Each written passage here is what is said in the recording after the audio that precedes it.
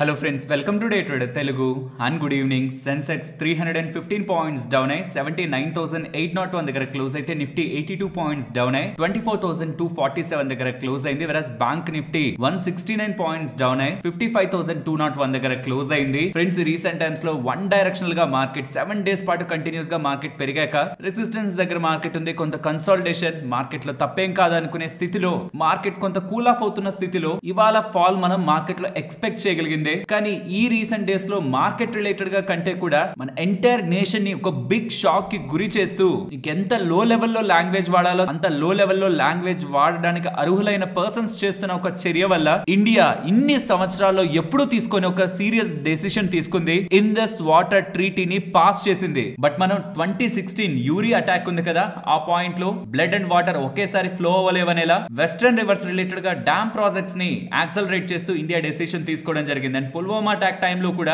నితిన్ గడ్కరీ గారు మన షేర్ ఏదైతే ఇప్పటి వరకు పాకిస్తాన్ కి ఇస్తూ వచ్చామో దాన్ని ఆపాలనుకుంటున్నారనేలా డెసిషన్ తీసుకున్నారు. ఇంకా డ్యామ్స్ ని కెనాల్స్ ని అక్కడ కన్స్ట్రక్ట్ చేసి మన రిలేటెడ్ గా ఉంటున్న వాటర్ వెళ్ళిపోకుండా ట్రీటీని ఎక్కడ వైలేట్ చేయకుండా మేము మాకు సంబంధించింది కూడా ఇస్తున్నాం, బట్ అది మేము ఆపాలనుకుంటున్నాం ఎలాంటి సిగ్నల్స్ ఇచ్చారు. బట్ ఇప్పుడు డైరెక్ట్ గా ఇండస్ వాటర్స్ ట్రీటీని అబైన్స్ లో పెడుతూ సస్పెండ్ చేస్తూ డెసిషన్ ఇండియా తీసుకుంటూ ఉండడం అక్కడ వాళ్ళు కూడా స్ట్రాంగ్ గానే రెస్పాండ్ అవుతున్నారు. ఇది నథింగ్ బట్ వారికి దారి తీస్తుందని. నిజంగా అంత సీరియస్ డెసిషన్ అది అంటే 1965, 1971 and even Kargil war time లో కూడా ఇండియా ఎప్పుడు ఇండస్ వాటర్ ట్రీటీని పాస్ చేయలేదు, అబెన్స్ చేయలేదు. అండ్ రీసెంట్ గా కూడా చాలా సార్లు వీళ్ళు మన మీద దాడి చేయడానికి ప్రయత్నిస్తూ వచ్చారు కదా, ఎప్పుడు మన ఇండియా ఇలాంటి స్టెప్ తీసుకోలేదు. కానీ for the first time India ఇన్ని సంవత్సరాల్లో ఇవాళ ఈ స్టెప్ అయితే తీసుకుంది. దీనికి పాకిస్తాన్ కూడా రెస్పాండ్ అవుతూ ఇండస్ వాటర్ ట్రీటీని పాస్ చేయడం అనేది యాక్ట్ ఆఫ్ వార్ అనేలా మెన్షన్ చేస్తూ ఉండడం. కరాచీ స్టాక్ మార్కెట్ కూడా 2% దగ్గరగా ఫాలో అవుతుండడం బికాస్ ఇండియా యాక్షన్స్ ఉంటాయి, లౌడ్ అండ్ క్లియర్ గా ఉంటాయని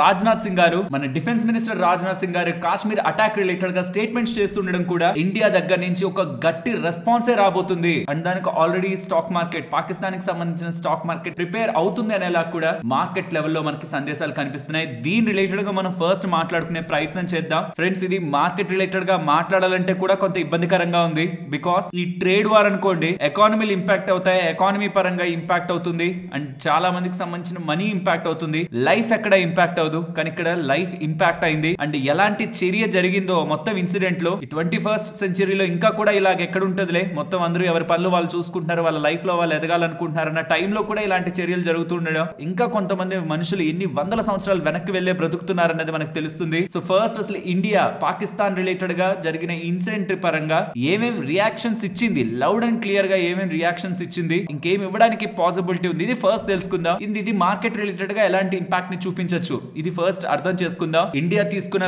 బిగ్ డెసిషన్ అయితే మాత్రం ఇండస్ వాటర్స్ ట్రీటీ, ఇది వరల్డ్ బ్యాంక్ మధ్యలో ఉండి చేసిన ట్రీటీ అన్నమాట. అండ్ ఈవెన్ ఇప్పుడు ఇండియా తీసుకున్న డెసిషన్ తో పాకిస్తాన్ వాళ్ళు కూడా దీని రిలేటెడ్ గా రెస్పాండ్ అవుతున్నారు. బట్ అసలు ఈ ట్రీటీ రిలేటెడ్ గా ఎలాంటి ఇంపాక్ట్ పాకిస్తాన్ కి కలుగుతుంది అనేది మొదట తెలుసుకుందాం. ఇది తెలియాలంటే టోటల్ గా ఇండస్ వ్యాలీ సిస్టమ్ లో మనకి 6 మేజర్ రివర్స్ గురించి తెలియాలి. ఇండస్, జేలం, చెనాబ్, రవి, బీస్, సుత్లజ్. ఈ రివర్స్ మనకి ఇండియాలో స్టార్ట్ అవుతూ పాకిస్తాన్ లోకి ఫ్లో అవుతాయి. అండ్ 1960 లో అప్పటి మన ప్రైమ్ మినిస్టర్ నెహ్రూ గారి నేతృత్వంలో అండ్ పాకిస్తాన్ ప్రెసిడెంట్ అయిన అయూబ్ ఖాన్ నేతృత్వంలో వరల్డ్ బ్యాంక్ ఒక హెల్ప్ తో ఈ ట్రీటీ అనేది సైన్ చేయబడింది. ఈ ట్రీటీ ప్రకారం వెస్టర్న్ రివర్స్ అయిన ఇండస్, జేలం, చెనాబ్ కి మొత్తం కంట్రోల్ కూడా పాకిస్తాన్ దగ్గర ఉంటుంది. రవి, బీస్, సుత్లజ్ రిలేటెడ్ గా ఈస్టర్న్ రివర్స్ కి ఇండియా దగ్గర కంట్రోల్ ఉంటుంది. సో దట్ ఆ రివర్స్ రిలేటెడ్ గా వస్తున్న వాటర్ ని డ్రింకింగ్, ఫార్మింగ్ రిలేటెడ్ గా కూడా కొంత లిమిటెడ్ యాక్సెస్ పెడుతూ హైడ్రో ఎలక్ట్రిక్ ప్రాజెక్ట్స్ రిలేటెడ్ గా కూడా సర్టైన్ లిమిటేషన్స్ తో ఆ రివర్స్ ని బ్లాక్ చేయడం, డైవర్ట్ చేయడం కాకుండా వాటర్ ని యూజ్ చేసుకోవాల్సి ఉంటుంది మన ఇండియా. చెప్పాను కదా, ఈవెన్ ఆఫ్టర్ 1947 మన పార్టీషన్ తర్వాత ఎప్పుడు ఇండియా ఒక్కసారి కూడా దీని రిలేటెడ్ గా వెనక్కి వెళ్ళలేదు. ఎన్ని వార్స్ వచ్చినా, ఎన్ని ఇష్యూస్ వచ్చినా ఈ ట్రీటీని రెస్పెక్ట్ చేస్తూనే వచ్చింది. 1965, 1971 ఈవెన్ కార్గిల్ వార్ టైంలో కూడా ఈ ట్రీటీ అనేది బ్రేక్ అవ్వలేదు. ఇప్పుడు కూడా అది కంప్లీట్ గా తీసేసేలేదు ఇండియా, బట్ అబైన్స్ లో పెట్టింది, అంటే పాస్ లో పెట్టేసింది. అలా చేయడం ద్వారా ఈ Indus, Jhelum, Chenab reverse related గా మెజారిటీ ఆఫ్ వాటర్ పాకిస్తాన్ లోకి వెళ్లకుండా ఆగితే పాకిస్తాన్ కి కావాల్సిన ఆల్మోస్ట్ 80% ఆఫ్ ద వాటర్ ఇప్పుడు ఒక క్వశ్చన్ మార్క్ స్టేజ్ లోకి అయితే వెళ్ళిపోతుంది. ఎలా ఆపగలుగుతుంది ఇండియా? అక్కడ డ్యామ్స్ కట్టచ్చు ఆర్ వాటర్ ని డైవర్ట్ చేయొచ్చు. దీంతో పాకిస్తాన్ రిలేటెడ్ గా ఇరిగేషన్, డ్రింకింగ్, ఎలక్ట్రిసిటీ పరంగా కావాల్సిన వాటర్ తగ్గిపోతుంది. దీనివల్ల క్రాప్స్ ఇంపాక్ట్ అవుతాయి, పంటలు ఇంపాక్ట్ అవుతాయి, దాంతో ఫుడ్ ప్రైసెస్ పెరగడం, అక్కడ ఎకానమీ స్ట్రాంగ్ గా ఇంపాక్ట్ అవడం జరుగుతుంది. అండ్ మేజర్ సిటీస్ అన్ని కూడా వాటర్ క్రైసిస్ ని ఫేస్ చేస్తాయి. మనకి వాటర్ సరిగ్గా అందుతున్నంత వరకు మనం చాలా నెగ్లెక్టెడ్ గా ట్యాప్స్ ని పెద్దగా పట్టించుకోకుండా అది కారుతున్న వదిలేస్తుంటాం. కానీ క్రూడ్ ఆయిల్ కోసం యుద్ధాలు జరుగుతాయో జరగవో, కానీ వాటర్ క్రైసిస్ వస్తే మాత్రం ఖచ్చితంగా యుద్ధాలు జరుగుతాయి. చరిత్రలో చాలా యుద్ధాలు, even starting of the wars అన్ని కూడా చాలా వరకు వాటర్ రిలేటెడ్ గానే లింక్ అయింటాయి. సో ఇండియా అంత ఈజీగా దాన్ని బ్రేక్ చేసేయగలుగుతుందా అంటే అదంత ఈజీ అయితే కాదు, బికాస్ అదొక treaty like a contract. But even legal గా కూడా మనం వాడాలనుకుంటే full of our hydro projects ని కానీ యూటిలైజేషన్ లో పెట్టామనుకోండి, మన ఫుల్ రైట్స్ ని మనం వాడుకోగలుగుతూ ట్రీటీ టర్మ్స్ ని ఫాలో అవుతూ కూడా వాళ్ళకి వెళ్లాల్సిన వాటర్ ని కూడా రిడ్యూస్ చేయొచ్చు. బట్ ఇప్పటి వరకు ఇండియా అలాంటి స్టెప్స్ ఎక్కడ తీసుకోలేదు. అండ్ ఆ ట్రీటీ టర్మ్స్ రిలేటెడ్ గా రీనెగోసియేషన్ కూడా ఇండియా వెళ్లే ప్రయత్నం కూడా జరగచ్చు. బట్ టెంపరీగా దాన్ని పాస్ చేస్తూ ఉండడం అనేది ఒక మేజర్ స్టెప్ అనే విషయాన్ని ఇక్కడ మనం అర్థం చేసుకోవాలి. అండ్ దీంతో పాటు ఇండస్ వాటర్స్ ట్రీటీ సస్పెండ్ చేయడంతో పాటు అతారీ బార్డర్ ని కూడా క్లోజ్ చేశారు. ఎవరైనా వచ్చుంటే మే 1 లోపు వెనక్కి వెళ్ళిపోవాలని చెప్తున్నారు. అండ్ పాక్ నేషనల్స్ ఉంటారు కదా, అంటే పాకిస్తాన్ కి సంబంధించిన వాళ్ళు ఇండియా వీసా తెచ్చుకొని ఇండియాలోకి వచ్చుంటారు కదా, వాళ్ళ వీసాస్ అన్ని ఇమీడియట్ గా క్యాన్సిల్ అవుతున్నాయని, నెక్స్ట్ 48 అవర్స్ లో వాళ్ళ సొంత దేశమైన పాకిస్తాన్ కి వెళ్లిపోవాల్సి ఉంటుందని military, naval and air advisers ఎవరైనా ఇండియాలో ఉంటే పాకిస్తాన్ కి సంబంధించిన వాళ్ళు విత్ ఇన్ 7 days లో ఇండియాని విడిచి వెళ్లాలని, ఇండియాకి సంబంధించిన ఎంబసీ, పాకిస్తాన్ లో ఉంటున్న ఎంబసీ రిలేటెడ్ గా కూడా ఉంటున్న వాళ్ళని వెనక్కి రప్పిస్తూ ఇండియా రిలేటెడ్ గా ఉంటున్న పాకిస్తాన్ ఎంబసీ యొక్క స్ట్రెంత్ ను కూడా తగ్గించుకుంటూ ఇలాంటి ఇంకొన్ని రిస్ట్రిక్షన్స్ ని కూడా ఇండియన్ గవర్నమెంట్ ఇమీడియట్ గా ఇంప్లిమెంట్ చేయడం జరిగింది. అండ్ ఇప్పుడు మెయిన్ పాయింట్ కి వద్దాం. దీని కారణంగా స్టాక్ మార్కెట్ కి ఏదైనా ఇంపాక్ట్ ఉంటుందా? ఫ్రెండ్స్, ఇవాళ మన మార్కెట్ పడింది కరెక్టే, బట్ ఏషియన్ మార్కెట్స్ ని కూడా చూడండి. ఏషియన్ మార్కెట్స్ రెడ్ లోనే ఉన్నాయి, యూరోపియన్ మార్కెట్స్ రెడ్ లోనే ఉన్నాయి, ఈవెన్ యుఎస్ కి సంబంధించిన ఫ్యూచర్స్ కూడా రెడ్ లోనే ఉన్నాయి. మీకు ఇక్కడ గ్రీన్ కనిపించొచ్చేమో, కానీ అది మనం నిద్రపోతున్న టైం ఉంటుందా, మార్నింగ్ 1:30 అలా, ఆ పాయింట్ ఆఫ్ టైం అనమాట. యుఎస్ ఫ్యూచర్స్ ఇప్పుడు డౌన్ లోనే ఉన్నాయి. So overall global markets related గా ఏదైతే కొంత వీక్నెస్ ఉందో మన మార్కెట్స్ లోనే అదే కనిపిస్తుంది. సో ఒకవేళ ఈవెన్ మన ఇండియా పాకిస్తాన్ రిలేటెడ్ గా ఏదైనా ఇష్యూ కొంత ముందుకు వెళ్ళినా మన మార్కెట్ ని ఇంపాక్ట్ చేసేంత రేంజ్, అంటే ఇప్పుడు ఆ కంట్రీ మన మీద ఏదైనా చేస్తే మనం వీకెస్ట్ పార్ట్ లో ఏం లేం. ఫస్ట్ థింగ్ అంటే అసలు కంపారిజన్ కాదు. ప్రెసెంట్ వేరొక కంట్రీ మన మీద అనుకోని మనం దాని గురించి ఎక్కువ టెన్షన్ పడేంత కంట్రీ కాదు. అండ్ ఏ రకంగానూ ఇండియాని ఎకానమీ పరంగా ఇంపాక్ట్ చేసే కంట్రీ కూడా కాదు. బట్ షార్ట్ టర్మ్ లో ఏదైనా షాక్ ఉంటుందేమో, షార్ట్ టర్మ్ లో ఏదైనా uncertainty for the few minutes to hours market లో రిఫ్లెక్ట్ అవుతుందేమో, కానీ entire stock market, Indian market ని ఇంపాక్ట్ చేసే ఒక matter of substance present Pakistan related గా ఉంటుందని అయితే నేను అనుకోవట్లేదు. అండ్ ఏదైతే ఇండియా తీసుకున్న స్టెప్స్ ఉన్నాయో నా వరకు అది చాలా ఇనిషియల్ స్టేజ్ ఆఫ్ స్టెప్స్ గానే నేను చూస్తున్నాను. కమింగ్ టైమ్స్ లో ఇండియా చాలా హార్ష్ స్టెప్స్ ని తీసుకొని వన్స్ అట్ ఏ టైం ఈ ఎంటైర్ ఇష్యూస్ అన్నిటిని కూడా సార్ట్ అవుట్ చేసేసి ఇంకెప్పుడు కూడా ఇలాంటివి పునరావృతం కాకుండా, మళ్ళీ రిపీట్ కాకుండా స్ట్రాంగ్ మెజర్స్ ఇక్కడ తీసుకోవాలి. సో ఇప్పుడు ఏవైతే ఇండియా డెసిషన్స్ తీసుకుందో ఖచ్చితంగా దీనికి మించిన రెస్పాన్స్ డిఫెన్స్ మినిస్టర్ గారు చేస్తున్నట్టు లౌడ్ అండ్ క్లియర్ గా ఉంటే, ఇంకొకసారి ఇలా చేయాలన్న థాట్ వచ్చినప్పుడు కూడా ప్రతి ఒక్కరికి ఇప్పుడు ఏం జరుగుతుంది అనేది ఒక గుణపాఠంగా ఉండాలి. మేబీ అలా తీసుకునే టైంలో మేబీ ఇండియా ఏదైనా చేసే ప్రయత్నంలో స్టాక్ మార్కెట్ ఖచ్చితంగా చిన్నపిల్ల టైప్ కాబట్టి కొంత టెంపరీగా ఇంపాక్ట్ ఉండొచ్చేమో. బట్ గుర్తుంచుకోండి, US president Donald Trump related గా వచ్చిన వేరియస్ అన్సర్టనిటీస్, గ్లోబల్ గా స్లో డౌన్, గ్లోబల్ గా రెసిషన్ అన్న దానికి మార్కెట్ ఎక్కడి నుంచి అయితే పడిందో అక్కడికి మళ్ళీ వచ్చింది. సో మళ్ళీ ఒకవేళ ఈ పాకిస్తాన్ రిలేటెడ్ గా ఈవెంట్ ఏదైనా కొంత పడింది అనుకుందాం for the sake, for the intraday, అది ఆపర్చునిటీ ఆ మార్కెట్ లోంచి ఎగ్జిట్ అవ్వడమా? ఈ రీసెంట్ టైమ్స్ లో మార్కెట్ లోకి వచ్చిన కొత్త వాళ్ళకు కూడా, ఈ రీసెంట్ ట్రంప్ రిలేటెడ్ ఉంటున్న ఫాల్ ఎక్స్పీరియన్స్ చేసిన వాళ్ళకు కూడా ఇప్పుడు నాకు క్వశ్చన్ కి ఆన్సర్ క్లియర్ గా తెలుసుంటుంది. అండ్ ఇది కాకుండా ట్రంప్ రిలేటెడ్ గా ఉంటున్న ఏదైతే టారిఫ్ ని వెనక్కి తగ్గించుకుంటే మార్కెట్స్ రికవర్ అవుతాయని ఒక సినారియో ఉంది కదా, అది కంప్లీట్ గా మార్కెట్ లో నాకైతే రిఫ్లెక్ట్ అయిపోయింది అనిపిస్తుంది. అంటే రేపు పొద్దున ఒకవేళ యుఎస్ ప్రెసిడెంట్ ట్రంప్ నేను టారిఫ్ మొత్తాన్ని జీరో చేసేస్తున్నాను, లేకపోతే ఏ కంట్రీల మీద ఏ టారిఫ్ లేదు అంటే కూడా మార్కెట్ మేబీ ఏమైనా కొంత పెరిగినట్టు పెరిగి ఇంకొంచెం మళ్ళీ పడ్డం, కొంత కన్సాలిడేట్ అవడం. ఇక మార్కెట్ లో ఈ ట్రంప్ టారిఫ్ రిలేటెడ్ గా అంటే ఈవెంట్ క్లియర్ అయితే వచ్చే హ్యాపీ ఫ్యాక్టర్ అయితే కంప్లీట్ గా మార్కెట్ లోకి ఇన్వాల్వ్ అయిందని నేను అనుకుంటున్నాను. అండ్ పర్సనలీ నా ఒపీనియన్ మార్కెట్స్ పరంగా ఫ్యూ డేస్ పాటు మార్కెట్ కన్సాలిడేట్ అయ్యి కొంతవరకు మార్కెట్ డౌన్ సైడ్ కి వచ్చిన ఈ ఎఫ్ఐఎస్ ఒక సపోర్ట్ ఉంది చూసారా, ఇది ఫర్దర్ గా ఇలానే కంటిన్యూ అవుతూ వెళ్తే, వాళ్ళు చాలా డబ్బులు తీసుకువెళ్ళిపోయారు ఇండియాలోంచి బ్యాక్, ఇక్కడ మీరు చూడొచ్చు ఎన్ని లక్షల కోట్లు వెళ్ళిపోయిందో, అది వెనక్కి తీసుకొచ్చే ప్రయత్నంలో, తిరిగి మార్కెట్స్ కి ఇచ్చే ప్రయత్నంలో మళ్ళీ మార్కెట్స్ లో మంచి స్ట్రాంగ్ మొమెంటం అప్ సైడ్ ఉండొచ్చు. టెంపరీగా కొంత స్లో డౌన్, లాంగ్ టర్మ్ లో మార్కెట్ రికవరీ. ఈ లోపు ఒకవేళ ఏదైనా ఇమీడియట్ గా మార్కెట్స్ లో షాక్స్, చెప్పాను కదా ఇండియా దగ్గర నుంచి నేను కొంచెం పెద్దదే ఎక్స్పెక్ట్ చేస్తున్నాను, చాలా స్ట్రాంగ్ గా ఎక్స్పెక్ట్ చేస్తున్నాను. మేబీ దానికైనా మార్కెట్ కొంత కంగారు పడేదైనా డిప్ ఇస్తే దాన్ని చూసి మాత్రం ఇన్వెస్టర్స్ నర్వస్ అవ్వాల్సిన 1% కూడా రీజన్ లేదు. ఇది ఇలా పక్కన పెడితే వేరియస్ కంట్రీస్ రిలేటెడ్ గా ఎకానమీ అయితే కొంత ఇబ్బందుల్లోనే ఉంది. సౌత్ కొరియాకి సంబంధించి నాకు తెలిసి లాస్ట్ 4 years లో ఎప్పుడు కూడా వాళ్ళకి సంబంధించిన జీడిపి కాంట్రాక్ట్ అవ్వలేదు. బట్ వాళ్ళ Q1 లో జీడిపి కాంట్రాక్ట్ అయింది. 0.1% గ్రోత్ ఉంటుంది అనుకుంటే, అంటే ఎకానమీ గ్రోత్ అనుకుంటే 0.2% దగ్గరగా కాంట్రాక్ట్ అయింది. సో దీని ఏమవుతుందంటే ఎమర్జింగ్ మార్కెట్స్ అని కూడా కొంత వీక్ గా ఉన్నాయి అనుకోండి, ఎఫ్ఐఎస్ డబ్బులు పెట్టాలనుకున్నప్పుడు ఎక్కడైతే ఎకానమీ గ్రో అవుతుందో ఆ ఎకానమీస్ లోకే డబ్బులు వెళ్తుంది. నథింగ్ బట్ ఇండియా నాకు సంబంధించి. అలానే మన ఇండియన్ ఎకానమీ రిలేటెడ్ గా ఉంటున్న నెగటివ్స్ నేను దాచట్లేదు. మార్చట్లేదు కదా, రీసెంట్ టైమ్స్ లో చెప్తున్నాను. రీసెంట్ గా ఐఎంఎఫ్ వాళ్ళు మన ఇండియన్ జీడీపీ రిలేటెడ్ గా చేసిన ఫోర్కాస్ట్ ని చెప్పాను. అండ్ ఇప్పుడు వరల్డ్ బ్యాంక్ వాళ్ళు, దీంతో పాటు మన ఇండియాకి సంబంధించిన ఫైనాన్స్ సెక్రటరీ గారు కూడా 0.5% దగ్గరగా మన గ్రోత్, మన జీడీపీ ఇంపాక్ట్ అవుతుందనేలా వాళ్ళ స్టేట్మెంట్స్ అయితే చేస్తున్నారు. 0.2 నుంచి 0.5% అంటే మాక్సిమం కేసులో 0.5% ఇంపాక్ట్ ఉంటుందనేలా డేటా కనిపిస్తుంది. అండ్ ఆర్బీఐ రిలేటెడ్ గా మానిటరీ పాలసీ కమిటీ మీటింగ్ జరిగింది కదా, లాస్ట్ టైం మనకి రేట్ కట్ ఇచ్చారు, స్టాన్స్ ని కూడా మార్చారు. ఆ పాయింట్ లో వాళ్ళు ఏం మాట్లాడుకున్నారనే మినిట్స్ మనకి నిన్న అప్డేట్ అయిందనమాట. దాంట్లో కూడా అంతే, ఈ ట్రంప్ టారిఫ్ రిలేటెడ్ గా ఎకానమీ అన్సర్టెన్ గా ఉంటదేమో అని ఒక క్వశ్చన్ మార్క్స్ తో, ఏం జరుగుతుంది నెక్స్ట్ అనే క్వశ్చన్ మార్క్స్ తో ఆర్బీఐ ఒక మీటింగ్ జరిగిందనేలా మనకి డేటా వస్తుండడం కూడా రేట్ కట్ ఎలాగో మార్కెట్ లో రిఫ్లెక్ట్ అయింది. అండ్ చాలా పాజిటివ్ మెషర్స్ అన్ని కూడా మార్కెట్ లో రిఫ్లెక్ట్ అయ్యాయి. బట్ వాళ్ళ థింకింగ్ టారిఫ్ రిలేటెడ్ గా ఉంటున్న అన్సర్టెనిటీ మార్కెట్ మీద పడుతుంది, మార్కెట్ ఇన్ ద సెన్స్ మన ఇండియన్ మార్కెట్ ఎకానమీ రిలేటెడ్ గా పడుతుంది అని ఆ క్వశ్చన్ మార్క్స్ ఉంటుండడం కూడా ప్రాబబ్లీ వాళ్ళ మార్కెట్ ని కొంత లోయర్ సైడ్ ఉంచుండొచ్చు. అండ్ ఇంకొక ఇంపార్టెంట్ ఎలిమెంట్ ని అబ్జర్వ్ చేయాల్సింది, రీసెంట్ టైమ్స్ లో చైనా మీద యూఎస్ వేసిన టారిఫ్ ఉంది కదా 140% అబో దగ్గరగా, అది ఎలాగో వెనక్కి తీస్తారు, 50-60% కి తెస్తారు అనేలా డేటా కనిపిస్తూ వస్తుంది రీసెంట్ టైమ్స్ లో. బట్ యూఎస్ నుంచి వస్తున్న ఒకే ఒక్క వాదన, చైనా వాళ్ళు మాతో మాట్లాడాలి, చైనా వాళ్ళు మాతో మాట్లాడితే కదా మేము తగ్గించడానికని. ఇది ఎలా ఉందంటే, వాళ్ళు టారిఫ్ వేస్తే అందరూ వాళ్ళ కాళ్ళ దగ్గరకు వస్తారు అనుకున్నారు, బట్ చైనా రాలేదు, ఇంకా కొన్ని కంట్రీస్ రాలేదు. అలా ఎవరెవరైతే రాలేదో మేము ప్రైస్ ని సెట్ చేస్తామనేలా, అలా రాకపోతుంటే ఈ డిస్కషన్స్ అన్ని ఇంకొక 2-3 ఇయర్స్ పాటు డిలే అవుతాయి, ఇంకా అంత టైం వరకు కంక్లూజన్ ఉండదనేలా యుఎస్ ట్రెజరీ సెక్రటరీ దగ్గర నుంచి మనకి స్టేట్మెంట్స్ కనిపిస్తుంటే, చైనా మాత్రం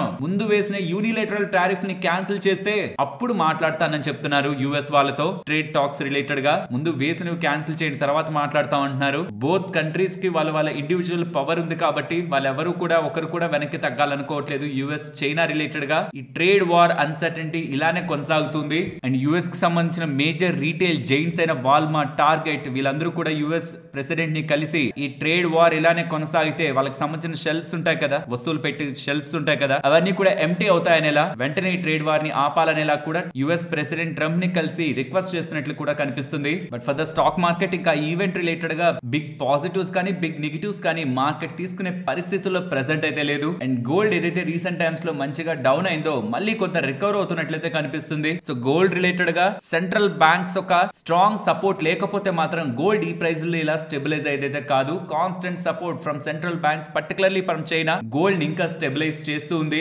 ఈ డాలర్ ఇండెక్స్ బిలో 100 లోనే ఉంది. Crude oil almost $67 per barrel దగ్గరగా ట్రేడ్ అవుతుంది. అండ్ బాండ్ ఈల్డ్స్ 4.35 దగ్గరగా యుఎస్ కి సంబంధించినవి ట్రేడ్ అవుతున్నాయి. ఫైనలీ మన మార్కెట్స్ విషయానికి వస్తే మాత్రం షార్ట్ టర్మ్ మార్కెట్ లో ఒకవేళ డిప్ ఉంటున్నా, కొంత డౌన్ సైడ్ కన్సాలిడేషన్ ఉంటున్నా, based on earnings, because event అయిపోయింది కదా, based on earnings A market momentum ఉంటుందన్న విషయాన్ని మనం గుర్తుంచుకోవాలి. And as India growing economy, నేను లాంగ్ టర్మ్ లో మార్కెట్ రిలేటెడ్ గా మంచిగా కంపెనీస్ ఒక గ్రోత్ నే ఎక్స్పెక్ట్ చేస్తున్నాను కాబట్టి లాంగ్ టర్మ్ రిలేటెడ్ గా ఇన్వెస్టర్స్ కంగారు పడాల్సిన నీడ్ లేదు. నెక్స్ట్ 5-7 ఇయర్స్ రిలేటెడ్ గా ఫర్ ద షార్ట్ టర్మ్ ఏదైనా మార్కెట్ లో అన్సర్టనిటీ ఉంటుంటే విత్ టైం అన్ని క్లియర్ అవుతాయన్న విషయం మనం గుర్తుంచుకోవాలి. ఫ్రెండ్స్, ఇలా మార్కెట్ లో ఉంటున్న ఎంటైర్ డేటాని అనాలిసిస్ చేస్తూ కంటెంట్ ఇలా మీ ముందుకు తీసుకురావడానికి మేము పెట్టిన ఎఫర్ట్స్ మీకు వాల్యుబుల్ అని అనిపించుంటే మాత్రం తప్పకుండా మన వీడియోని లైక్ చేస్తూ పెడుతున్న ఎఫర్ట్స్ ని ఎంకరేజ్ చేయండి. నెక్స్ట్ ఫస్ట్ ఈ చిన్న హోటల్ స్టాక్ గురించి మాట్లాడుకోవాలి.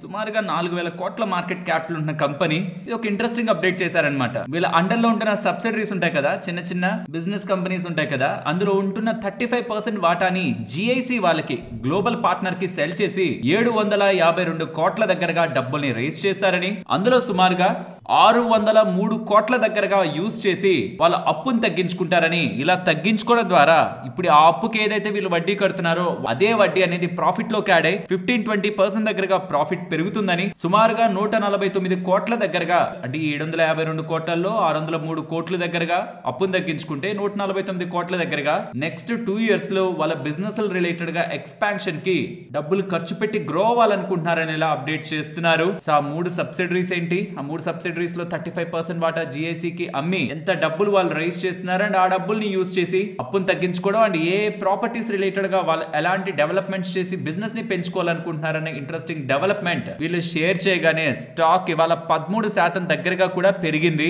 ఫైనలీ 10-11% దగ్గరగా స్ట్రాంగ్ గా ఎండ్ అయింది. బికాస్ వీళ్ళ అప్పు తగ్గడం, అప్పుకి ఏదైతే వడ్డీ కడుతున్నారో ఆ వడ్డీ ప్రాఫిట్ లోకి రావడం అండ్ మిగిలిన డబ్బులతో కూడా వీళ్ళు వాళ్ళ బిజినెస్ ని పెంచుకోవాలని ప్రయత్నిస్తుండడం అండ్ ఒక గ్లోబల్ పార్ట్నర్ ఒక రిలేషన్ దొరకడం, ఇవన్నీ కూడా స్టాక్ ని వాళ్ళ మూవ్ చేసిన ప్రధానమైన అంశాలు. అండ్ స్టాక్ ఒక బిజినెస్ లాస్ట్ ఫ్యూ క్వార్టర్స్ నుంచి ఎలా ఉందని చూస్తే లాస్ ని మీరు గ్రాడ్యువల్ గా గమనిస్తురండి. ఫ్రమ్ డిసెంబర్ 2023 ఆ నెక్స్ట్ క్వార్టర్ నుంచి కూడా అది ప్రాఫిట్ గా టర్న్ అయ్యి ఫ్రమ్ లాస్ట్ 3 క్వార్టర్స్ నుంచి కూడా ప్రాఫిట్ కాన్స్టెంట్ గానే పెరుగుతూ ఉంది. బిజినెస్ కూడా పెరుగుతూనే ఉంది, మార్జిన్స్ స్టేబుల్ గానే ఉన్నాయి. బట్ ప్రాబ్లం అంతా ఎక్కడైనా ఉందా అంటే అది వాల్యుయేషన్ తో. ఇవాళ పెరిగిన దాంతో స్టాక్ హై పీఈకి వెళ్లి కూర్చుంది. చిన్న కంపెనీ మంచిగా గ్రోత్ ఉంటే జస్టిఫై అవుతుందేమో PE, but present current PE మాత్రం నెక్స్ట్ 2-3 ఇయర్స్ వాళ్ళు మంచిగా గ్రో అయితే ఎక్కడ పెట్టాలనుకుంటున్నారో అక్కడ కంపెనీ రిలేటెడ్ గా హోటల్స్ రిలేటెడ్ గా షేర్ ప్రైస్ అయితే పెట్టింది. దాన్ని బీట్ చేస్తే వీళ్ళు ఏమైనా పర్ఫార్మెన్స్ ని డెలివర్ చేయగలుగుతుంటే దెన్ అప్పుడు ఈ పీఈ జస్టిఫై అవుతుంది. నెక్స్ట్ సిఎన్బిసి వాళ్ళ సోర్సెస్ దగ్గర నుంచి వస్తున్న ఇన్ఫర్మేషన్ అని ఎయిర్టెల్ రిలేటెడ్ గా ఒక ఇంట్రెస్టింగ్ డేటాని షేర్ చేస్తున్నారు. రీసెంట్ టైమ్స్ లో వోడాఫోన్ రిలేటెడ్ గా ఉంటున్న స్పెక్ట్రమ్ డబ్బుల్ని గవర్నమెంట్ ఈక్విటీ కన్వర్ట్ చేసింది కదా. ఈక్విటీ కన్వర్ట్ చేసి వోడాఫోన్ రిలేటెడ్ ఉన్న వాళ్ళ వాటాని 22.6 నుంచి 49% కి వోడాఫోన్ ఐడియా రిలేటెడ్ గా పెంచుకుందా. అలానే మా దాంట్లో కూడా చేయండి, మేము కూడా మీకు డబ్బులు కట్టాలి కదా, అది కూడా వేల కోట్లలోనే. సో మీరు అది ఈక్విటీలోకి మార్చేసుకోండి సో దట్ మేము మీకు అసలు ప్లస్ వడ్డీ కూడా కట్టాల్సిన అవసరం లేదు. ఎలాగో ఈక్విటీస్ డైల్యూట్ అవుతాయి అండ్ మీకు వాటా ఉంటుందని ఎయిర్టెల్ వాళ్ళు ప్రపోజల్ పెడుతున్నట్లు సిఎన్బిసి ఆవాజ్ వాళ్ళైతే డేటాని షేర్ చేస్తున్నారు. ఫ్రెండ్స్, ఫస్ట్ థింగ్ ఇది సోర్సెస్ ద్వారా వస్తున్న ఇన్ఫర్మేషన్. సెకండ్ థింగ్, నిజంగా ఎయిర్టెల్ ఒక క్యాష్ ఫ్లోస్ అంత వీక్ గా ఏం లేవు. సో ఈక్విటీలోకి మార్చేసుకోండి అని గవర్నమెంట్ ని అడగాల్సిన నీడ్ అయితే లేదు. అన్లెస్ ప్రెసెంట్ ఏదైనా ఎక్స్పెన్సివ్ వాల్యుయేషన్ లో స్టాక్ ఉంది, సో దాన్ని ఈక్విటీలోకి మార్చుకుంటే బెనిఫిట్ ఉంటుందని ఆలోచన వస్తే తప్పించి. But partly paid shares related గానే ఇంకా ఎయిర్టెల్ డబ్బులు అడగట్లేదు ఇన్వెస్టర్స్ దగ్గర నుంచి. సో కాబట్టి ఇలాంటిది జరుగుతుందని అయితే నేను అనుకోవట్లేదు. బట్ ఒకవేళ వెళ్తుంటే మాత్రం ఎయిర్టెల్ నిజంగా ఇలా అడుగుతుంటే మాత్రం దీని బ్యాక్ ఏదైనా లాజిక్ ఉందా అని ఎయిర్టెల్ వాళ్ళే ఎక్స్ప్లెయిన్ చేయాలి. పర్సనలీ నేను ఇలాంటి డీల్ ఎయిర్టెల్ నుంచి వెళ్ళుంటుందని అయితే అనుకోవట్లేదు. బట్ చాలా ప్లాట్ఫామ్స్ లో వస్తుంది కాబట్టి ప్రాబబుల్లీ దీనికి మేనేజ్మెంట్ ఆన్సర్ అయితే చేస్తుంది. యాజ్ ఆఫ్ నౌ ఎక్స్చేంజెస్ లో అయితే దీని రిలేటెడ్ గా ఎటువంటి అప్డేట్ లేదు. నెక్స్ట్ ఎన్ఎస్సి వాళ్ళు కొత్త రూల్స్ అయితే తీసుకొస్తున్నారు. స్మాల్ కంపెనీస్ ఉంటాయి కదా, ఎస్ఎంఈ కంపెనీస్ ఉంటుంటాయి కదా, అవి మెయిన్ బోర్డ్ కి షిఫ్ట్ అవ్వాలనుకుంటుంటే ఇక మినిమం ఎస్ఎంఈ ప్లాట్ఫామ్ లో 3 ఇయర్స్ లిస్ట్ అయి ఉండాలని, పెయిడ్ అప్ ఈక్విటీ క్యాపిటల్ 10 కోట్లకే రేజ్ అవ్వాలని, సో దట్ ఏ కంపెనీలు పడితే ఆ కంపెనీని మెయిన్ బోర్డ్ లోకి షిఫ్ట్ చేయడానికి ఇకపై ఎన్ఎస్సి అనుమతించదని రిస్ట్రిక్షన్స్ పెడుతూ చిన్న కంపెనీస్ మెయిన్ బోర్డ్ లోకి రావాలంటే ఈ రూల్స్ ఖచ్చితంగా ఫాలో అవ్వాలనేలా ఎస్ఎంఈ ప్లాట్ఫామ్ లో స్టెబిలైజ్డ్ గా దాని రిలేటెడ్ గా ట్రేడింగ్ జరుగుతూ paid up equity capital requirement కూడా 10 crores కి రీచ్ అయిన తర్వాతే ఆ కంపెనీని మెయిన్ బోర్డ్ కి తీసుకురావాలా లేదా అనే డిసిషన్ ఎన్ఎస్సి వాళ్ళు తీసుకుంటారనేలా అప్డేట్స్ అయితే చేస్తున్నారు. ఫ్రెండ్స్, ఇలా న్యూస్ అప్డేట్స్ ని అనాలిసిస్ చేస్తూ మీ ముందుకి కంటెంట్ తీసుకురావడానికి మేం పెడుతున్న ఎఫర్ట్స్ మీకు వాల్యుబుల్ గా అనిపిస్తూ ఉంటే మన వీడియోని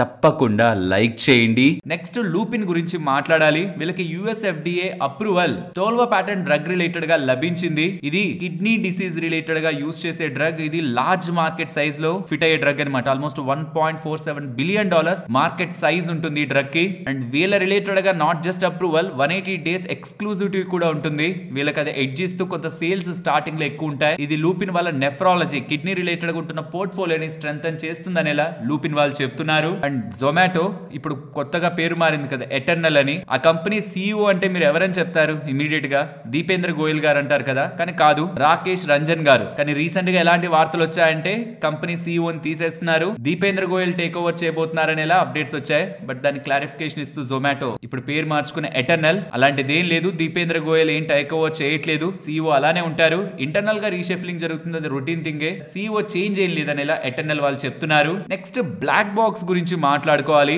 Q4 రిజల్ట్స్ ని పబ్లిష్ చేశారు. దీంతో పాటు 1050 crores రిలేటెడ్ గా ఆర్డర్ విన్స్ ని కూడా FY25 రిలేటెడ్ గా వీళ్ళు అనౌన్స్ చేయడం జరిగింది. ఇందులో 240 crore దగ్గరగా యుఎస్ హాస్పిటల్ ఇన్ఫ్రా రిలేటెడ్ గా ఆర్డర్ ని, 225 crores రిలేటెడ్ గా డేటా సెంటర్ డీల్స్ ని, 130 crore రిలేటెడ్ గా ఎయిర్పోర్ట్ ప్రాజెక్ట్స్ ని, 90 crore రిలేటెడ్ గా ఎడ్యుకేషన్ టెక్ ఆర్డర్ ని ఫ్రమ్ యుఎస్ యూనివర్సిటీ. ఇలా multiple orders black box related గా లభించిన ఆర్డర్స్ అన్నింటినీ కూడా వీళ్ళు లిస్ట్ అవుట్ చేస్తూ ఉండడం స్టాక్ ఇవాళ 10% పెరిగి అప్పర్ సర్క్యూట్ లో క్లోజ్ అయింది. దివ్యాని ఇంటర్నేషనల్ వాళ్ళు స్కై గేట్ హాస్పిటాలిటీ రిలేటెడ్ గా 80.72% వాటా, నియర్లీ 81% వాటాని 419 crore 60 lakhs పెట్టి కొంటున్నట్లు అప్డేట్స్ చేస్తున్నారు. దివ్యాని ఇంటర్నేషనల్ వాళ్ళు ఏం బిజినెస్ చేస్తారో మనకు తెలుసు, అండ్ అది మీకు స్క్రీన్ ముందు కూడా పెడుతున్నాను. మన ఇండియాలో KFC, pizza hut, Costa coffee, వాంగో, ది స్ట్రీట్ ఫుడ్ ఇలాంటి బ్రాండ్స్ తో వీళ్ళు బిజినెస్ ని చేస్తున్నారు. వీళ్ళు ఇప్పుడు కొనబోతున్న 81% వాటా కొనబోతున్న స్కై గేట్ వాళ్ళు ఏం చేస్తున్నారు అనేది ఇక్కడ మీరు చూడండి. Biryani biryani by kilo. నాకు తెలిసి ఇది మన సౌత్ లో కాదనుకుంటా, నార్త్ సైడ్ ఉంటుంది అనుకుంటున్నాను. మేబీ హైదరాబాద్ ఇలాంటి సిటీస్ లో ఉందేమో. అక్కడ ఉంటున్న వాళ్ళు ఒకసారి కన్ఫర్మ్ చేయండి. అండ్ గోయిలా ద భోజన్ వీటి రిలేటెడ్ గా ఉంది. ఇది మన సౌత్ లో అయితే నాకు తెలిసి అంత ఎక్కువగా ఉంటున్న నెట్వర్క్ అయితే కాదు. బట్ దీని కారణంగా వీళ్ళ ఇండియన్ కుజిన్ పోర్ట్ఫోలియో అనేది 100+ అవుట్లెట్స్ అక్రాస్ 40+ సిటీస్ కి స్ట్రెంథన్ అవుతుందని, ఇలా క్యూఎస్ఆర్ పోర్ట్ఫోలియో ఇది ఇంకా స్ట్రెంథన్ చేస్తుందని ఇలా దివ్య అనే ఇంటర్నేషనల్ వాళ్ళు స్టేట్మెంట్స్ అయితే చేశారు.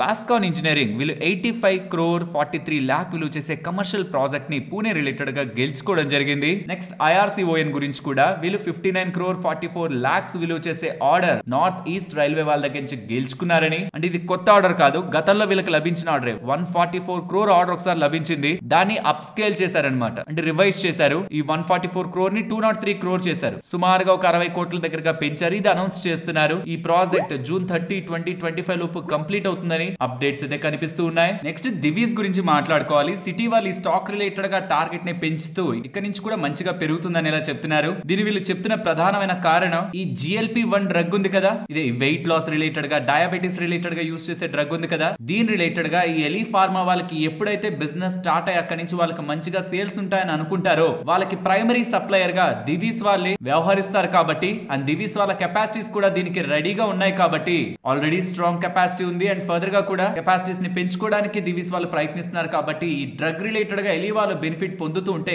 ఖచ్చితంగా దాంట్లో దివీస్ వాళ్ళు కూడా లాభం పొందుతారని, కమింగ్ టైమ్స్ లో ఈ డ్రగ్ ఒక growth not just Eli Lilly pharma Divi's కూడా అడ్వాంటేజ్ ఉంటుందని ఇలా వస్తున్న అప్డేట్స్ తో స్టాక్ కి వాళ్ళ పెరగడం జరిగింది. నెక్స్ట్ నెంబర్స్ గురించి మాట్లాడుకుందాం. First Laurus lab friends numbers solid గా ఉన్నాయి. ఈ రీసెంట్ టైమ్స్ లో ఎప్పుడు కూడా ఇంత సాలిడ్ నెంబర్స్ లారస్ ల్యాబ్స్ వాళ్ళు పోస్ట్ చేయలేదు. మరి స్టాక్ ఎందుకు పెరగలేదని మీకు క్వశ్చన్ ఉంటుంది. మార్కెట్ టైమ్ లోనే వచ్చింది, స్టాక్ పెరగలేదు. ఎందుకంటే లాస్ట్ ఫ్యూ క్వార్టర్స్ బ్యాక్ కూడా మీరు అబ్జర్వ్ చేస్తే వర్స్ట్ నెంబర్ వచ్చినప్పుడు స్టాక్ పెరిగింది. అంటే ఇంకింతకు మించిన వర్స్ట్ ఉండదు. కమింగ్ టైమ్స్ లో స్టాక్ రిలేటెడ్ గా మంచి నెంబర్స్ వస్తాయనేది మార్కెట్ లో ఎక్స్పెక్టేషన్స్ ఆల్రెడీ ఉన్నాయి. అండ్ నెంబర్స్ బాగుంటాయని ముందుగానే మార్కెట్ లో ఉండే ఎక్స్పెక్టేషన్స్ ఉండే స్టాక్ కూడా ఉండాల్సిన దానికంటే హైయర్ వాల్యుయేషన్ లో ఉంది కాబట్టి ఆఫ్టర్ ఈ నెంబర్ స్టాక్ లో పెద్దగా రియాక్షన్ లేదు. బట్ ఇక్కడ ఆనందపడాల్సిన విషయం ఏంటంటే ఈ వాల్యుయేషన్స్ కమింగ్ టైమ్స్ లో జస్టిఫై అవుతాయి. ఇంకెక్కువ పడే స్కోప్ ఈ గుడ్ నెంబర్స్ తో కమింగ్ టైమ్స్ లో బెటర్ గా నెంబర్స్ ఉంటాయని ఎక్స్పెక్టేషన్ తో కంపెనీ యొక్క ఇన్వెస్టర్స్ కొంత పాజిటివ్ సైడ్ దీన్ని చూడొచ్చు. స్టాక్ ప్రైస్ పెద్దగా పెరగకపోయినా ఎలా వచ్చాయి numbers year on year comparison లో మీరు ఇక్కడ అబ్జర్వ్ చేయండి. Revenues, margins, profit everything strong గా వీళ్ళు డెలివర్ చేశారు with 20% margin and 208% profit growth. Next HUL వాళ్ళ నెంబర్స్ గురించి మాట్లాడుకోవాలి.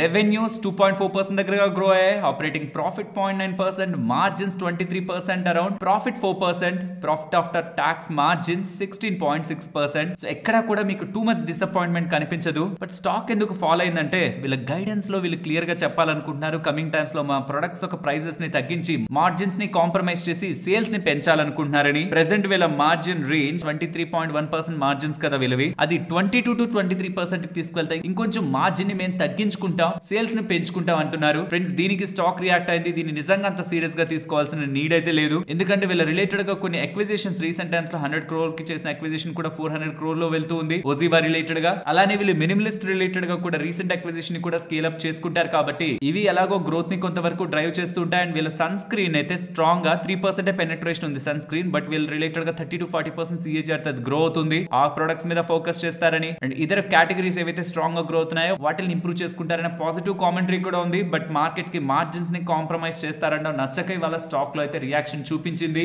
అండ్ ఫ్రెండ్స్ యాక్సిస్ బ్యాంక్ వాళ్ళు కూడా నెంబర్స్ ని ప్రెజెంట్ చేశారు. మార్కెట్ క్లోజ్ అయిన తర్వాత ఆల్మోస్ట్ 5-10 అరౌండ్ నెంబర్స్ వచ్చాయి. నెంబర్స్ నేను చూస్తున్నంత వరకు ఎక్స్పెక్టేషన్స్ అయితే మీట్ అయ్యాయి. స్టాక్ ఎలా రియాక్ట్ అవుతుంది, రీసెంట్ టైమ్స్ లో బాగానే పెరిగింది కదా, ఎలా రియాక్ట్ అవుతుందో తెలియదు కానీ ఎక్స్పెక్టేషన్స్ కంటే బెటర్ గానే నెంబర్స్ ఉన్నాయి. కొన్ని ఫ్రంట్స్ లో కొంత మిస్ అవుతున్నా and most of the numbers ని కంబైన్ చేసి చూసినప్పుడు నెంబర్స్ బాగానే ఉన్నాయి. వాళ్ళ అడ్వాన్సెస్ కానీ డిపాజిట్స్ కానీ హెల్దీగానే గ్రో అయ్యాయి. ఈ గ్రోత్ రిలేటెడ్ గా మొమెంటం స్ట్రాంగ్ గానే ఉంది. ప్రాఫిటబిలిటీ రిలేటెడ్ గా మొమెంటం స్ట్రాంగ్ గానే ఉంది. అండ్ NPS కూడా కంట్రోల్డ్ గానే ఉన్నాయి. అసెట్ క్వాలిటీ కూడా స్టేబుల్ గానే ఉంది. కాబట్టి overall axis bank numbers expectations ని మీట్ అయ్యాయని అనుకోవాలి. బట్ స్టాక్ చాలా పెరిగింది. మరి చూడాలి దాని రిలేటెడ్ గా ఎలా నెక్స్ట్ మార్కెట్ రియాక్ట్ అవుతుందని. లైక్ లారస్ ల్యాబ్స్ మంచి నెంబర్స్ వచ్చిన స్టాక్ పడింది కదా, పెద్దగా రియాక్ట్ అవ్వలేదు కదా పైకి. అలానే యాక్సిస్ ఎలా రియాక్ట్ అవుతుందో చూడాలి. వెల్ టెక్ మహేంద్ర నెంబర్స్ బాగానే ఉన్నాయి. మార్కెట్ క్లోజ్ అయ్యాక వచ్చింది. Quarter on quarter comparison revenue almost 0.7% దగ్గరికి ఇంప్రూవ్ అయింది. ఇయర్ ఆన్ ఇయర్ 3.6% దగ్గరగా. And operating profit quarter on quarter comparison 13% improve అయింది. అండ్ నెట్ ప్రాఫిట్ ఆల్మోస్ట్ 15% దగ్గరగా ఇంప్రూవ్మెంట్ ఉంటూ ఓవరాల్ నెంబర్స్ ఎక్స్పెక్టెడ్ కంటే బెటరే ఉన్నాయి. అండ్ వీళ్ళు 30 రూపీస్ పర్ షేర్ డివిడెండ్ ని కూడా ప్రకటించారు. And sterling and Wilson investors కి కొంత రిలీఫ్ అయితే ఇక్కడ ఉంది. ఎందుకంటే నాట్ జస్ట్ రెవెన్యూస్, మార్జిన్స్ లో కూడా ఇక్కడ ఇంప్రూవ్మెంట్ అయితే కనిపిస్తుంది. ప్రాఫిటబిలిటీలో కూడా మంచి ఇంప్రూవ్మెంట్ అయితే కనిపిస్తుంది. కొంచెం క్లియర్ గా మీకు నెంబర్ స్క్రీన్ మీద ఉంచుతున్నాను. రెవెన్యూస్ ఆల్మోస్ట్ 114% దగ్గరగా పెరిగాయి on year comparison. And even operating side 355% growth. Margins last లో 2% ఉండేవి, ఇప్పుడు 5% వచ్చాయి. ప్రాఫిట్ కూడా సాలిడ్ గా పెరుగుతూ, మార్జిన్స్ కూడా ప్రాఫిట్ ఆఫ్ టాక్స్ మార్జిన్ కూడా 2% దగ్గరగా ఉంటూ నెంబర్స్ బెటర్ గానే ఉన్నాయి. But in recent times lows నుంచి ఆల్మోస్ట్ 40% దగ్గరగా స్టాక్ పెరిగింది కాబట్టి ప్రాబబుల్లీ పెద్దగా రియాక్ట్ అయ్యిండకపోయిండొచ్చు, కానీ నెంబర్స్ బాగున్నాయి. అలాగే ఐఎక్స్ కి సంబంధించిన నెంబర్స్ కూడా వచ్చాయి. వాళ్ళ నెంబర్స్ మాట్లాడుకునే ముందు ఫస్ట్ వాళ్ళ డివిడెండ్ గురించి చెప్తాను. వీళ్ళు 1.5 రూపీ పర్ షేర్ డివిడెండ్ ని వాళ్ళ షేర్ హోల్డర్స్ కి ప్రకటించారు. దీనికి రికార్డ్ డేట్ May 16th అంటున్నారు. వైల్ వీళ్ళ నెంబర్స్ మార్కెట్ క్లోజ్ అయ్యాక వచ్చాయి. అండ్ ఇవి మీకు స్క్రీన్ మీద ఉంచుతున్నాను. FY24 తో కంపేర్ చేస్తే FY25 loan, and last quarter తో కంపేర్ చేస్తున్నా, లాస్ట్ ఇయర్ సేమ్ క్వార్టర్ తో కంపేర్ చేస్తున్నా నెంబర్స్ రెవెన్యూ సైడ్ కానీ, ఆపరేటింగ్ ప్రాఫిట్ సైడ్ కానీ, ప్రాఫిటబిలిటీ సైడ్ కానీ ఎక్స్పెక్టేషన్స్ కంటే బెటర్ గా నెంబర్స్ డెలివర్ అవుతున్నాయి. అండ్ దీంతో పాటు వీళ్ళ బిజినెస్ రిలేటెడ్ గా షేర్ చేస్తున్న మెట్రిక్స్ కూడా మంచిగానే ఉన్నాయి. కాబట్టి ఓవరాల్ ఐఎక్స్ రిలేటెడ్ గా ఉన్న ఈ డేటాని కూడా మనం in line with market expectations లానే డీసెంట్ గానే చూడొచ్చు. నెక్స్ట్ సింజిన్ గురించి మాట్లాడుకోవాలి. సింజిన్ ఇవాళ ఇంతలా పడ్డానికి ప్రధానమైన కారణం వీళ్ళ నెంబర్స్ రిలేటెడ్ గా అండ్ కామెంటరీ రిలేటెడ్ గా ఉంటున్న ఇష్యూస్. వీటిని మాట్లాడుకునే ముందు సింజిన్ లాస్ట్ 9 years లో వాళ్ళ రెవెన్యూ రిలేటెడ్ గా గైడెన్స్ ని ఆల్రెడీ 5 times మిస్ అయింది. లాస్ట్ 9 years లో ఎప్పుడెప్పుడు మిస్ అయింది అనేది కూడా మీరు గమనించొచ్చు. ఇది కోటాక్ వాళ్ళ నోట్. దీంతో ఎందుకు నేను స్టార్ట్ చేస్తున్నానంటే దీని రిలేటెడ్ గా ఆల్రెడీ మార్కెట్ కి కొంత ఐడియా ఉంది. వీళ్ళు చెప్తున్న ప్రతిదీ కూడా చేసేస్తారని కాదు, వాళ్ళు ఇస్తున్న గైడెన్స్ ని చాలా సార్లు మిస్ అయ్యారని. సో నెంబర్స్ గురించి కూడా సింజిన్ గురించి మాట్లాడుకుందాం. బట్ నెంబర్స్ కంటే ఇంట్రెస్టింగ్ గా మనం అబ్జర్వ్ చేయాల్సింది FY26 రిలేటెడ్ గా, ప్రెసెంట్ ఫైనాన్షియల్ ఇయర్ రిలేటెడ్ గా వాళ్ళ అవుట్లుక్ అన్నమాట. రెవెన్యూస్ మిడ్ సింగిల్ డిజిట్స్ లో వస్తున్నాయి అంటున్నారు. సింగిల్ డిజిట్ అంటే 0 to 9 అనుకుందాం, లేకపోతే 1 to 9 అనుకుందాం. మిడ్ అంటే ఎంత? 4, 4.5, అరౌండ్ 5 దగ్గరగా కదా. అక్కడ వాళ్ళ రెవెన్యూ గ్రోత్ ఉందంటున్నారు. న్యూ బయాలజిక్స్ యూనిట్స్ కారణంగా వాళ్ళ కాస్ట్లు పెరిగి వాళ్ళ ఆపరేటింగ్ ప్రాఫిట్ మార్జిన్స్, ప్రాఫిటబిలిటీ కూడా తగ్గుతుందనేలా వీళ్ళు గైడెన్స్ ఏదైతే ఇస్తున్నారో ఇది ఎంటైర్ ఇయర్ గైడెన్స్ అనమాట. సో నెక్స్ట్ కమింగ్ క్వార్టర్స్ అంతా సాలిడ్ గా ఏం ఉండవు అనేలా మార్కెట్ లో అనిపిస్తూ ఉండడం 13% దగ్గరగా స్టాక్ ఇవాళ పడి 2021 లోస్ ఉన్నాయి కదా, దాని దగ్గరికి వెళ్ళింది. నెంబర్స్ నిజంగా అంత బ్యాడ్ ఏ ఉండవు. But next coming quarterly numbers week గా ఉంటాయనే ఎక్స్పెక్టేషన్స్ స్టాక్ ని కిందకి పుష్ చేసింది. వీళ్ళ నెంబర్స్ ని చూస్తే revenues quarter on quarter comparison, year on year comparison both sides grow అవుతుంది. బట్ మార్జిన్స్ అండ్ ప్రాఫిటబిలిటీ మాత్రం ఇయర్ ఆన్ ఇయర్ కంపారిజన్ లో ఆన్ లోయర్ సైడ్ ఉంటుండడం. క్వార్టర్ ఆన్ క్వార్టర్ ఇంప్రూవ్ అవుతున్నా, ఇయర్ ఆన్ ఇయర్ లో operating side margins and profitability little decline లో మనకి కనిపిస్తుంది. But overall numbers బానే ఉన్నాయి. నెంబర్స్ ఇప్పుడున్న నెంబర్స్ కి ఏం ప్రాబ్లం లేదు, కానీ గైడెన్స్ తోనే ప్రాబ్లం. మరొక ఇంట్రెస్టింగ్ వీడియోతో మళ్ళీ మీ ముందుకు వస్తాను. అంతవరకు టేక్ కేర్, జై హింద్.